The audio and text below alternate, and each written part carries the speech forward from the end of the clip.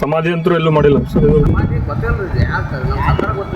ಹಂಟೂರ ಇದ್ರ ಬಗ್ಗೆ ಮಾಹಿತಿ ಇಲ್ಲ, ಸ್ಪಷ್ಟವಾದ ಮಾಹಿತಿ ಇಲ್ಲ. ಹೌದ್ರಿ ಹೌದ್ರಿ.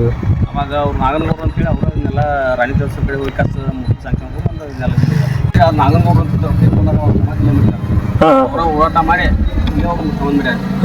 ಅವರೇ ದೇಶಕ್ಕೆಲ್ಲ ಅದು ನಮ್ಮ ಸರ್ಕಾರಕ್ಕೆ ಹಂಪುರ ಯಾರಿಗೂ ಗೊತ್ತಾಗಿಲ್ಲ. ಅಲ್ರಿ ಮೇನ್ ಕಲೆಕ್ಟರ್ ನಾವು ಟ್ಯಾಕ್ರಿ ಹೌದು ಚಾಕರಿ ಕೊಂದೂರು ಹಂಟೂರು ಅದು ಸರ್ಕಾರಕ್ಕೂ ಗೊತ್ತೈತ್ರಿ, ಅದು ಎಲ್ಲ ಇದೀಗೂ ಗೊತ್ತೈತ್ರಿ. ಆದ್ರೆ ಅವ್ನ ಯಾರೋ ಬೆಂಕಿರ್ತಾರ ಜಾಸ್ತಿ ಪ್ರಸಿದ್ಧಿ ತಿಳ್ಕೊಂಡು ಅವ್ರು ಇದ್ದಾಗ ಅವ್ರ ಸ್ವಂತ ಸಾಯಿ ಹೋಗ್ಬೇಕು ಸ್ವಂತ ಊಟ ಹಾಕಿ 2 ವರ್ಷ 35 ವರ್ಷ ಉತ್ಸವ ಮಾಡ್ಯಾರ.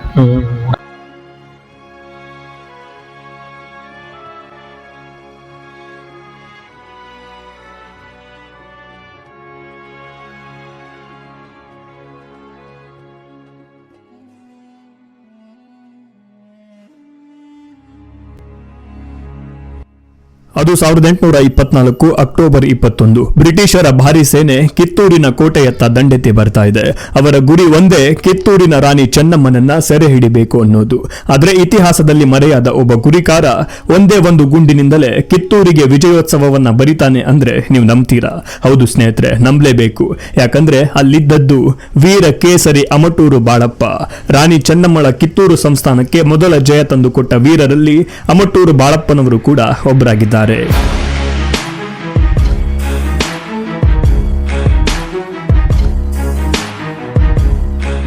ಅದು ಬ್ರಿಟಿಷರನ್ನ ಕಂಡ್ರೆ ಬೆಚ್ಚಿ ಬೀಳ್ತಾ ಇದ್ದ ಕಾಲ. ಎಂತೆಂತಹ ದೊಡ್ಡ ದೊಡ್ಡ ಸಾಮ್ರಾಜ್ಯಗಳೇ ಆಂಗ್ಲರ ಮುಂದೆ ಶರಣಾಗಿ ಮಂಡಿ ಊರ್ತಾ ಇದ್ವು. ಆದ್ರೆ ಕಿತ್ತೂರು ಸಂಸ್ಥಾನ ಮಾತ್ರ ಆಂಗ್ಲರಿಗೆ ತಲೆಬಾಗ್ಲಿಲ್ಲ. ಪುಟ್ಟ ಸಂಸ್ಥಾನವಾದ್ರೂ ಕೂಡ ಯುದ್ಧಕ್ಕೆ ಪಂಥಾಹ್ವಾನ ಕೊಡ್ತಾರೆ. ರಾಣಿ ಚೆನ್ನಮ್ಮಳನ್ನ ಸೆರೆ ಹಿಡಿಯಬೇಕು, ಇಲ್ಲವೇ ಹತ್ಯೆಯನ್ನ ಮಾಡಬೇಕು ಅನ್ನೋದು ಬ್ರಿಟಿಷ್ ಅಧಿಕಾರಿಗಳ ಸಂಚಾಗಿತ್ತು. ಇಂತಹ ಸಂದರ್ಭದಲ್ಲಿ ರಾಣಿ ಚೆನ್ನಮ್ಮಳ ಅಂಗರಕ್ಷಕನಾಗಿದ್ದವನು ಅಮಟೂರಿನ ಬಾಳಪ್ಪ. ಕಿತ್ತೂರು ಕೋಟೆಯ ಮೇಲೆ ದಂಡೆತ್ತಿ ಬಂದ ಧಾರವಾಡದ ಕಲೆಕ್ಟರ್ ಆಗಿದ್ದ ತ್ಯಾಕರೆಯು ಯುದ್ಧದ ಸಂದರ್ಭದಲ್ಲಿ ರಾಣಿ ಚೆನ್ನಮ್ಮಳ ಪ್ರಾಣವನ್ನ ತೆಗೆಯಲೇಬೇಕು ಅಂತ ಚೆನ್ನಮ್ಮಳತ್ತ ಬಂದೂಕಿನಿಂದ ಗುರಿಯಿಟ್ಟು ಗುಂಡು ಹಾರಿಸುವುದರಲ್ಲಿದ್ದನು. ಇದನ್ನ ಗಮನಿಸಿದ ಅಮಟೂರು ಬಾಳಪ್ಪ ನೇರವಾಗಿ ತ್ಯಾಕರೆಯ ತಲೆಗೆ ಗುರಿಯಿಟ್ಟು ಗುಂಡನ್ನ ಹಾರಿಸಿಬಿಡ್ತಾನೆ. ಇದರ ಪರಿಣಾಮ ತ್ಯಾಕರೆಯು ರಕ್ತದ ಮಡುವಿನಲ್ಲಿ ಬಿದ್ದು ಪ್ರಾಣವನ್ನ ಬಿಟ್ಟಿದ್ದ. ಈ ಮೂಲಕ 1824 ಅಕ್ಟೋಬರ್ 23ರಂದು ತನ್ನ ಬಂದೂಕಿನಿಂದ ಹೊರಬಂದ ಗುಂಡಿನಿಂದ ಗುರಿಕಾರ ಬಾಳಪ್ಪ ತ್ಯಾಕರೆಯ ತಲೆಯನ್ನ ಹೊಡೆದುರುಳಿಸಿಬಿಟ್ಟಿದ್ದ. ರಾಣಿ ಚೆನ್ನಮ್ಮನ ಜೀವ ಉಳಿಸುವುದರೊಂದಿಗೆ ಕಿತ್ತೂರಿನ ಮೊದಲ ವಿಜಯೋತ್ಸವಕ್ಕೆ ಮುನ್ನುಡಿಯನ್ನ ಬರಿತಾನೆ.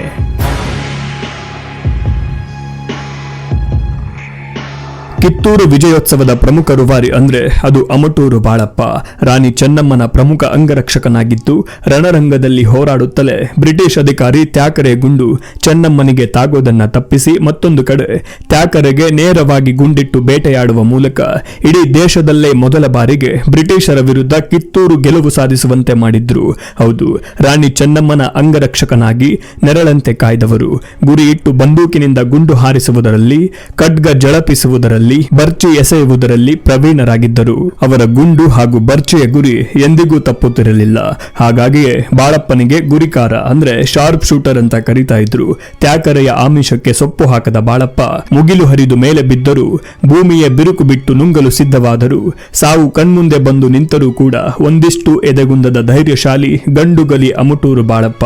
ಇಂತಹ ರಣಧೀರನನ್ನ ತಮ್ಮತ್ತ ಸೆಳೆಯಲು ಬ್ರಿಟಿಷ್ ಅಧಿಕಾರಿಗಳು ಕೇಳಿದಷ್ಟು ಹಣವನ್ನ, ಬಂಗಾರವನ್ನ ಕೊಡುವುದಾಗಿ ಆಮಿಷವನ್ನ ಒಡ್ತಾರೆ. ಆದರೆ ಇದ್ಯಾವುದಕ್ಕೂ ಕೂಡ ಸೊಪ್ಪು ಹಾಕದ ಬಾಳಪ್ಪ ಕನ್ನಡದ ನೀರು ಕುಡಿದು, ಕನ್ನಡದ ನೆಲದಲ್ಲಿ ನಡೆದಾಡಿ, ಕನ್ನಡದ ಗಾಳಿ ಸೇವಿಸಿದ ಈ ದೇಹ ನನ್ನ ಬಂದೂಕು ಮತ್ತು ನನ್ನ ಕತ್ತಿ ಕನ್ನಡದ ನಾಡು ಕಿತ್ತೂರು ನಾಡಿನ ಸಂರಕ್ಷಣೆಗೆ ಮಾತ್ರ ಸೀಮಿತ, ನಿಮ್ಮಂತಹ ಪರದೇಶಗಳಿಗೆ ಅಲ್ಲ ಎಂಬ ದಿಟ್ಟ ಉತ್ತರವನ್ನ ನೀಡಿ ಕಾದಾಟಕ್ಕೆ ಸಜ್ಜಾಗಿ ನಿಂತ ಧೀರ ನಾಯಕ ಅಮಟೂರಿನ ಬಾಳಪ್ಪ. ಹೀಗೆ ಈ ಘಟನೆಯಿಂದ ಕೋಪಗೊಂಡ ಬ್ರಿಟಿಷರು 1824 ಡಿಸೆಂಬರ್ ತಿಂಗಳಲ್ಲಿ ಕಿತ್ತೂರಿನ ಕೋಟೆಯ ಮೇಲೆ ಮತ್ತೊಮ್ಮೆ 2ನೇ ಬಾರಿಗೆ ಆಕ್ರಮಣವನ್ನ ಮಾಡ್ತಾರೆ. ಆದ್ರೆ ಈ ಬಾರಿ ನಮ್ಮವರಿಂದಲೇ ಮೋಸವಾಗಿ ಯುದ್ಧದ ಹಾದಿಯು ಕೈತಪ್ಪಿ ಹೋಗಿತ್ತು.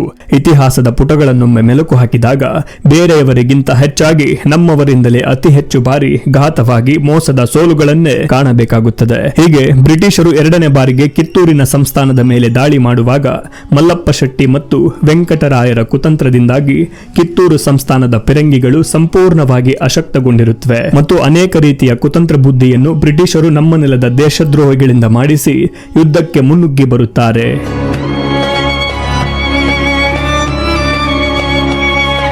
ಈ ಎರಡನೇ ಬಾರಿಯ ಯುದ್ಧದಲ್ಲಿ ರಾಣಿ ಚೆನ್ನಮ್ಮಳ ಅಂಗರಕ್ಷಕನಾಗಿದ್ದ ಅಮಟೂರು ಬಾಳಪ್ಪ ಕಿತ್ತೂರು ರಾಣಿಯ ಕಡೆಗೆ ಗುಂಡು ತಗುಲದಂತೆ ನೋಡಿಕೊಂಡು ಹೋರಾಡುತ್ತಿರುತ್ತಾನೆ. ಆದರೆ 1824 ಡಿಸೆಂಬರ್ 4ರಂದು ಕಿತ್ತೂರಿನ ವಾಚ್ ಟವರ್ ಮೇಲಿಂದ, ವಾಚ್ ಟವರ್ ಅಂದ್ರೆ ಶತ್ರು ಚಲನೆಗಳನ್ನ ಗಮನಿಸಲು ಕೋಟೆಗಳ ಮೇಲೆ ನಿರ್ಮಿಸಲಾದ ಒಂದು ಮೇಲ್ಮಟ್ಟದ ಗೋಪುರಗಳು. ಇವುಗಳ ಮೂಲಕ ಯುದ್ಧದ ಸಮಯದಲ್ಲಿ ಸೈನ್ಯದ ಮಾಹಿತಿಯನ್ನ ಪಡೆದು ತುರ್ತು ಕ್ರಮವನ್ನ ಕೈಗೊಳ್ಳಲಾಗ್ತಾ ಇತ್ತು. ವಾಚ್ ಟವರ್ಗಳನ್ನ ಕೋಟೆಯ ಗೋಡೆಯ ಮೇಲ್ಭಾಗದಲ್ಲಿ ಕಟ್ಟಲಾಗ್ತಾ ಇತ್ತು. ಇದರ ಮೂಲಕ ಶತ್ರು ಸೇನೆಯ ಚಲನವಲನಗಳನ್ನ ದೂರದಿಂದಲೇ ಗಮನಿಸಬಹುದಾಗಿತ್ತು. ಹಳೆಯ ಕನ್ನಡದ ರಾಜವಂಶಗಳಲ್ಲಿ ವಿಶೇಷವಾಗಿ ವಿಜಯನಗರ, ಹೊಯ್ಸಳ ಮತ್ತು ಚಾಲುಕ್ಯರ ಕಾಲದಲ್ಲಿ ಇವು ತುಂಬಾನೇ ಮಹತ್ವಪೂರ್ಣವಾಗಿದ್ವು. ಹೀಗೆ ಕಿತ್ತೂರಿನ ವಾಚ್ ಟವರ್ ಮೇಲಿಂದ ಬ್ರಿಟಿಷ್ ಅಧಿಕಾರಿ ಚಾಂಪ್ಲಿಯನ್ ಎನ್ನುವವನು ಯುದ್ಧ ಮಾಡುತ್ತಲೇ ನೇರವಾಗಿ ಚೆನ್ನಮ್ಮಳಿಗೆ ಗುಂಡು ಹಾರಿಸಿ ಹತ್ಯೆಗೈಯಲು ಮುಂದಾಗುತ್ತಾನೆ. ಆದರೆ ಇದನ್ನ ಗಮನಿಸಿ ನುಗ್ಗಿದ ಅಮಟೂರು ಬಾಳಪ್ಪನು ರಾಣಿ ಚೆನ್ನಮ್ಮನಿಗೆ ಅಡ್ಡವಾಗಿ ನಿಂತು ಆ ಗುಂಡಿನೇಟಿಗೆ ತಾನು ಗುರಿಯಾಗಿ ಕಿತ್ತೂರು ನೆಲದಲ್ಲಿ ರಕ್ತ ಚೆಲ್ಲಿದ ಬಾಳಪ್ಪ ನಿಜವಾದ ಕಿತ್ತೂರು ವಿಜಯೋತ್ಸವದ ರೂವಾರಿಯಾಗ್ತಾನೆ.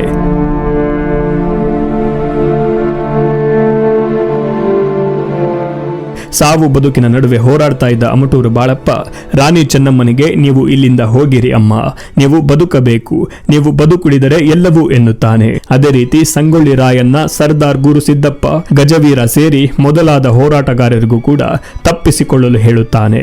ತನ್ನ ಎದೆಯಿಂದ ಹರಿದು ಬರ್ತಾ ಇದ್ದ ರಕ್ತವನ್ನ ರಾಯಣ್ಣನ ಹಣೆಗೆ ಹಚ್ಚಿ ಕಿತ್ತೂರು ಕೋಟೆಯಲ್ಲಿ ಕಾಲು ಹಾಕಿದ ಬ್ರಿಟಿಷರನ್ನ ಚೆಂಡಾಡು, ಚೆನ್ನಮ್ಮ ರಾಣಿಯನ್ನ ಮತ್ತೆ ಕಿತ್ತೂರಿನ ಆಡಳಿತದ ಚುಕ್ಕಾಣಿ ಹಿಡಿಯುವಂತೆ ಮಾಡೋದು ನಿನ್ನ ಕರ್ತವ್ಯ, ನನ್ನ ಶಕ್ತಿಯನ್ನ ನಿನ್ನಲ್ಲಿ ತುಂಬ್ತಾ ಇದ್ದೀನಿ ಎಂದು ಹೇಳಿ ವೀರ ಮರಣವನ್ನಪ್ಪುತ್ತಾನೆ. ಈ ಸಂದರ್ಭದಲ್ಲಿ ಸರ್ದಾರ್ ಗುರುಸಿದ್ದಪ್ಪ, ಸಂಗೊಳ್ಳಿ ರಾಯಣ್ಣ ಮತ್ತು ಸಹಚರರನ್ನ ಬಂಧಿಸಿ ಧಾರವಾಡದ ಬಂದಿಖಾನೆಯಲ್ಲಿ ಇಡಲಾಗುತ್ತೆ. 1825 ಜನವರಿ 23ರಂದು ಸರ್ದಾರ್ ಗುರುಸಿದ್ದಪ್ಪನವರನ್ನ ಹೊರತುಪಡಿಸಿ ಉಳಿದವರನ್ನ ಮತ್ತೆ ಬಿಡುಗಡೆ ಮಾಡಲಾಗುತ್ತೆ. ಈ ರೀತಿಯಾಗಿ ಕಿತ್ತೂರು ಸಂಸ್ಥಾನದ ವೀರ ಅಮರ ಜ್ಯೋತಿ, ಗುರಿಕಾರ, ಗಂಡುಗಲಿ, ಸಕಲ ವಿದ್ಯಾ ಪ್ರವೀಣ, ವೀರ ಕೇಸರಿ ಅಮಟೂರು ಬಾಳಪ್ಪ ಎಂಬ ಅದ್ಭುತ ಶಕ್ತಿಯೊಂದು ವೀರ ಅಮರತ್ವವನ್ನ ಪಡೆಯುತ್ತದೆ. ವಿಪರ್ಯಾಸ ಅಂದ್ರೆ ಇಂತಹ ವೀರನಿಗೆ ಸಿಗಬೇಕಾದ ಸೂಕ್ತ ಗೌರವ ಮತ್ತು ಪ್ರಚಾರವು ಅಷ್ಟಾಗಿ ಸಿಕ್ಕಿಲ್ಲ ಎನ್ನುವುದು ಒಂದು ಬೇಸರದ ಸಂಗತಿಯೇ ಸರಿ. ದೇಶ ಸೇವೆಗಾಗಿ ತನ್ನ ಪ್ರಾಣವನ್ನೇ ಅರ್ಪಿಸಿದ ಸ್ವಾತಂತ್ರ್ಯ ಹೋರಾಟಗಾರ ಅಮಟೂರು ಬಾಳಪ್ಪನವರ ಇತಿಹಾಸವನ್ನ ರಾಷ್ಟ್ರ ಮಟ್ಟಕ್ಕೆಲ್ಲ ಮುಟ್ಟಿಸಬೇಕಾದ ನೈತಿಕ ಹೊಣೆಗಾರಿಕೆ ಭಾರತೀಯರಾದ, ಅದರಲ್ಲೂ ಕನ್ನಡಿಗರಾದ ನಮ್ಮೆಲ್ಲರ ಮೇಲಿದೆ. ಆತನ ಹುಟ್ಟೂರು ಬೈಲಹೊಂಗಲ ತಾಲೂಕಿನ ಅಮಟೂರು ಗ್ರಾಮದಲ್ಲಿ ವಿಶೇಷ ಕಾರ್ಯಕ್ರಮಗಳನ್ನು ಆಯೋಜನೆ ಮಾಡಬೇಕು. ದೊಡ್ಡ ದೊಡ್ಡ ಪ್ರಸಿದ್ಧ ನಗರಗಳಲ್ಲಿ ಅಮಟೂರು ಬಾಳಪ್ಪನ ಪುತ್ಥಳಿಗಳನ್ನು ಸ್ಥಾಪಿಸುವಂತಾಗಬೇಕು. ಪ್ರತಿ ವರ್ಷವೂ ಕೂಡ ಆತನ ಹುಟ್ಟೂರಿನಲ್ಲಿ ಘನ ಸರ್ಕಾರದಿಂದಲೇ ಉತ್ಸವವನ್ನ ಆಚರಿಸುವಂತಾಗಬೇಕು. ಶಾಲಾ ಕಾಲೇಜುಗಳ ಪಠ್ಯ ಪುಸ್ತಕದಲ್ಲೂ ಕೂಡ ಗುರಿಕಾರ, ವೀರ ಕೇಸರಿ ಬಾಳಪ್ಪನ ಶೌರ್ಯ ಸಾಹಸದ ಬಗ್ಗೆ ಮಕ್ಕಳಿಗೆ ತಿಳಿಸುವಂತಾಗಬೇಕು. ಹೀಗೆ ಇನ್ನು ಅನೇಕ ರೀತಿಯಿಂದ ಗೌರವಗಳನ್ನು ಸಲ್ಲಿಸುವ ಮೂಲಕ ಬಾಳಪ್ಪನವರನ್ನ ಅಜರಾಮರಗೊಳಿಸಬೇಕು ಎನ್ನುವುದು ಇಂದಿಗೂ ಮತ್ತು ಎಂದೆಂದಿಗೂ ಕೂಡ ಅಮಟೂರು ಬಾಳಪ್ಪನವರ ಅಭಿಮಾನಿಗಳ ಆಗ್ರಹವಾಗಿದೆ. ಅಮಟೂರು ಬಾಳಪ್ಪ ಕೇವಲ ಕಿತ್ತೂರಿಗಷ್ಟೇ ಅಲ್ಲ, ಇಡೀ ದೇಶದ ಶೌರ್ಯ ಚರಿತ್ರೆಯ ಅಮರ ವೀರ. ಅಮಟೂರು ಬಾಳಪ್ಪನ ಹೆಸರು ಇತಿಹಾಸದ ಪುಸ್ತಕಗಳಲ್ಲಿ ಹೆಚ್ಚು ಕಾಣಿಸದೆ ಹೋದರೂ ಕೂಡ ಅವರ ತ್ಯಾಗ, ಧೈರ್ಯ ಮತ್ತು ದೇಶಪ್ರೇಮ ಮರೆಯಾಗಲು ಸಾಧ್ಯವಿಲ್ಲ. ಇಂದು ನಾವು ಉಸಿರಾಡುತ್ತಿರುವ ಸ್ವಾತಂತ್ರ್ಯದ ಹಿಂದೆ ಬಾಳಪ್ಪನಂತಹ ನೂರಾರು ಮರೆಯಾದ ವೀರರ ರಕ್ತವಿದೆ. ಅದನ್ನ ನೆನೆದು ಗೌರವಿಸುವುದು ನಮ್ಮೆಲ್ಲರ ಕರ್ತವ್ಯವಾಗಿದೆ. ಸ್ನೇಹಿತರೆ, ಇದಿಷ್ಟು ಕನ್ನಡದ ಮರೆಯಾದ ಧೀರ ವೀರ ಕೇಸರಿ ಅಮಟೂರು ಬಾಳಪ್ಪನವರ ನೈಜ ಕತೆ. ಮಾಹಿತಿಯು ಸಂಪೂರ್ಣವಾಗಿದೆ ಅಂತ ಭಾವಿಸ್ತಾ ಈ ವಿಡಿಯೋನ ಇಲ್ಲಿಗೆ ಕೊನೆ ಮಾಡ್ತಾ ಇದ್ದೀವಿ. ದಯವಿಟ್ಟು ನಿಮ್ಮ ಅನಿಸಿಕೆಯನ್ನ ಕಮೆಂಟ್ ಮಾಡಿ, ಹಾಗೆ ಲೈಕ್ ಮತ್ತೆ ಸಬ್ಸ್ಕ್ರೈಬ್ ಮಾಡುವ ಮೂಲಕ ನಮ್ಮ ಮುಂದಿನ ಎಲ್ಲ ವಿಡಿಯೋಗಳಿಗೆ ಸಪೋರ್ಟ್ ಮಾಡಿ. ಜೈ ಹಿಂದ್, ಜೈ ವೀರ ಕೇಸರಿ ಅಮಟೂರು ಬಾಳಪ್ಪ, ಜೈ ರಾಣಿ ಚೆನ್ನಮ್ಮ.